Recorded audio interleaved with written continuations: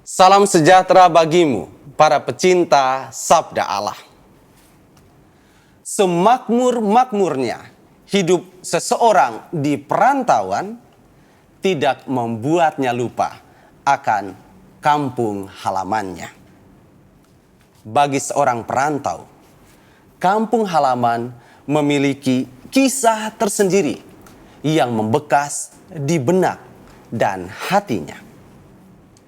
Kisah ini akan selalu terkenang kembali bila mana ia menjumpai sesuatu atau seseorang yang sempat meninggalkan kesan mendalam dalam dirinya. Maka, saking berharganya kampung halaman, ada satu ungkapan yang sering digunakan oleh para perantau untuk melukiskan rasa rindunya, yaitu kampung halaman panggil pulang.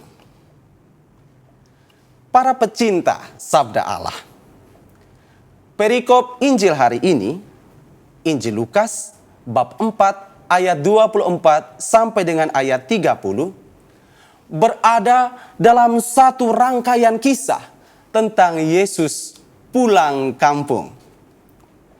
Yesus kembali ke kampung halamannya Nazaret, dan pada hari Sabat ia bersama dengan orang-orang sekampungnya masuk ke bait Allah untuk berdoa bersama. Berada di tengah orang-orang yang kita kenali, dan pada suatu momen yang indah dan berahmat, tentu saja akan mendatangkan kebahagiaan bagi diri kita. Tetapi hal ini tidak dirasakan oleh Yesus. Saat berada dengan orang-orang sekampungnya, ia malah dipandang sinis. Mengapa? Orang-orang sekampung Yesus menolak untuk percaya kepadanya karena mereka tahu latar belakang keluarga Yesus. Dia cuma seorang anak tukang kayu dan tidak ada yang istimewa dari keluarganya. Maka tidak ada alasan yang kuat bagi mereka untuk menghargainya. Dia itu cuma orang biasa, sama seperti mereka.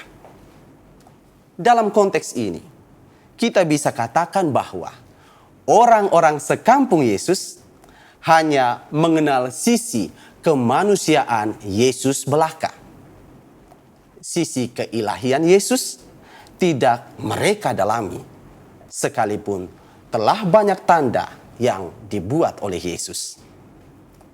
Alhasil, sambil membandingkan dirinya dengan Nabi Elia dan Nabi Elisa yang juga tidak pernah dihargai di kampung halamannya, Yesus pun memberikan peneguran atas perlakuan mereka sekaligus menggugat iman mereka. Mereka tidak akan pernah berkembang dalam iman jika segala sesuatu hanya diukur dari pengenalan indrawi saja. Karya-karya itu berada dalam ruang dan waktu. Dan karya-karya Allah itu akan selalu mampu mengatasinya juga. Artinya, tidak cukup jika kita bersikeras hanya ingin memaknai karya Allah seturut daya tangkap logika kita saja.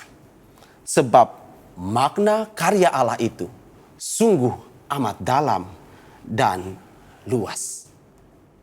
Kadang kita butuh hati yang lebih peka dan terbuka untuk melengkapi pemahaman akal budi kita akan karya Allah. Atas tegurannya ini, Yesus pun akhirnya dimarahi oleh orang-orang sekampungnya. Mereka menghalaunya keluar kota dan hendak melemparkannya dari atas tebing. Tetapi Yesus pergi dari hadapan mereka dan ia kembali berkeliling untuk berbuat baik. Sebab karya Allah mesti terus diwartakan. Bagi Yesus, ini adalah pengalaman pulang kampung yang paling tragis. Sebab ada banyak orang yang menanti kedatangannya, tetapi orang-orang sekampungnya malah mengabaikannya saja.